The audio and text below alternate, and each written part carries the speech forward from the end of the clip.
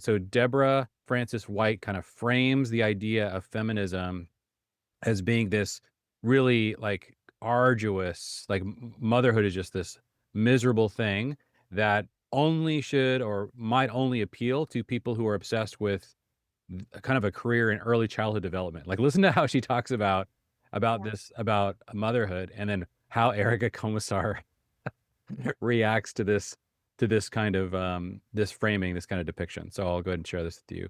Really struggling, guys. We need these governments to step up I agree. and allow this. And we need corporations to say, you can have a 3-year break and come back if this is the ideal thing. What I would also say is I think it's extremely important for whichever parent decides to be the primary carer to have windows outside where they get fed emotionally, intellectually, creatively. If what floats their boat is early childhood development and that's enough for them, that's great. That's autonomy. That's awesome. But that is not most people's experience. A lot of my friends tell me that effectively having a child is becoming an unpaid Uber driver for someone who doesn't want to go to karate and hates you anyway. And it's Ooh, just like listen to that description. What Yeah. motherhood is being an unpaid Uber driver to take somebody to karate who hates you. Yeah. hard work. But that is a narrative that I'm going to push back on, which is part of the problem, which is that it's the narrative of misery, which has been promoted. And it's not miserable to have children. It's joyful. It's the most incredible love you'll ever experience in your life, but it's also really hard. Mhm. And I think we have a bunch of pussies, actually, right? We are producing women and men who are pussies. And I'll tell you what I mean by that. They cannot deal with discomfort. They cannot deal with frustration. They cannot deal with sacrifice or hardship or responsibility. They want it to be easy. Who said raising children was easy? You don't get the good stuff unless you put in the work. And it's the same if you're out in the world. Of course, it's easier to go to a job than it is to stay home with a child because a child demands more of you, but it also gives back more. And I'm going to say this is not a binary equation here. So 66% may want to stay home, but they may want to stay home and have part-time work or do some work from home. It may not be as binary as you're making it out to be. It's not like you have to stay home for 3 years. And it's not an elitist idea. So can I just answer the guilt question? Because I didn't get to answer that because you said you're making a lot of women feel guilty. So guilt is actually quite a healthy emotion. In small supply, guilt is a very healthy. It means that your ego is functioning. So if we're not just preoccupied as women on our own needs and desires and self-orientation and narcissistic sort of wishes, then listen, then we have Really to, trying. no, if we're not just concerned with ourselves, then when we leave our very, very, very young children, we should feel badly because those children need us. If we stop feeling badly for our children when we leave them, you break the bond. You can't turn off attachment. So a little bit of guilt means your ego is functioning. It's a good sign. Now, the response to that may not be that you can stay home with your children, even part-time, but at least it informs you. So whatever time you have with your children, you spend it wisely.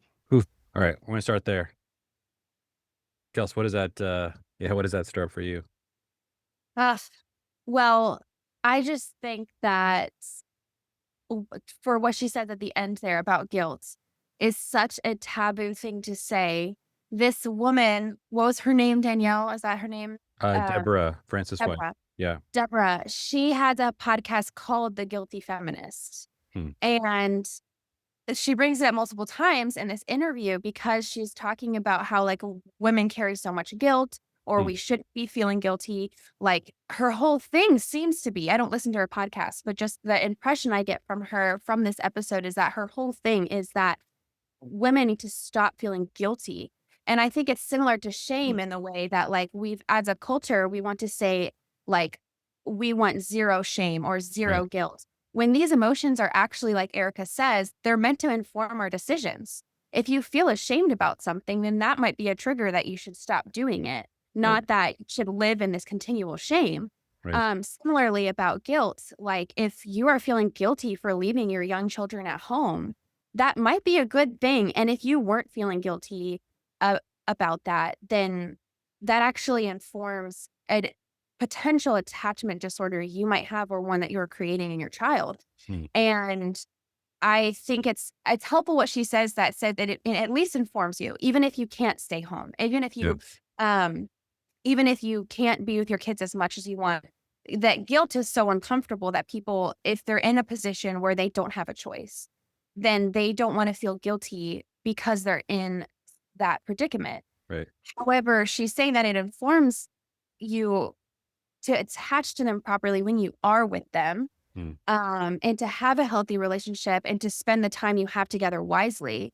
Instead of, if you're not feeling guilty at all about leaving your children, then the time that you do spend with them is probably like, there's going to be a detachment. Like she says, it breaks the bond. Right. So I don't think that you would be having as healthy interactions with them with the little time you do have if you are leaving them without a second thought.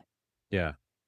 Yeah. The phrase that she used, hey, if early childhood development is what floats your boat, then have at it. Like we will allow that. But for most of us, that's not, and it's such a strange way to think about what it means to have children, that Yeah. it's almost like a career choice, a category.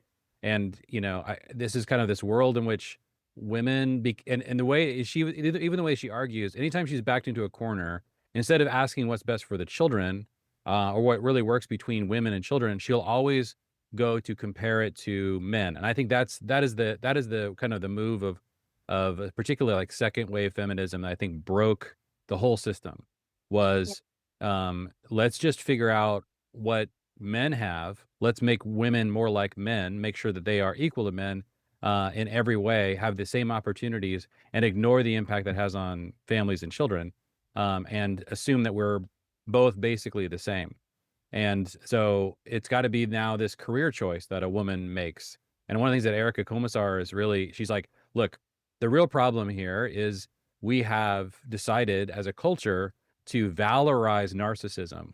And, Deborah is like the prime example of the valorization of narcissism. She's constantly asking, and even if you listen to the whole 2 hours, just count the number of times when she's like working through an argument, she will start from some kind of traumatic experience in her past, and then generalize that to the entire culture over and over and over again, without actually thinking about the fact that you are promoting a culture that would be devastating to children if it were adopted by all women. And so then you have these very brave women like Erica and Louise Perry who are out there saying, guys, like these are really easy arguments to make. You can always make these really easy appeals to people's narcissism.